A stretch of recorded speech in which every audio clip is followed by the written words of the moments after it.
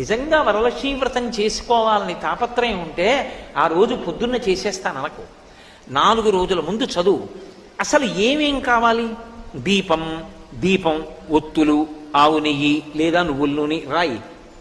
ఓ అగ్గిపెట్టి, అగరవత్తులు వెలిగించడానికి పెట్టుకోవడానికి ఏదో ఒక పరికరం, నీరాజన పరికరం, నైవేద్యం అన్ని టిక్కు పెట్టుకో. మీరు ఒక్క మాట జ్ఞాపకం పెట్టుకోండి, పూజ అన్న మాటకు అర్థం ఏమిటో తెలుసా? మీరు పీటల మీద కూర్చున్న తర్వాత పూజ ప్రారంభం కాదు. పూజ బాగా జరగడానికి మీరు ముందు చేసేటటువంటి సాధన అంతా పూజే. పూజ చేసుకోవాలి తొందరగా. అన్నీ స్నానానికి వెళ్ళాను అనుకోండి, స్నానం పూజ ఎందు అంతర్భాగం అవుతుంది.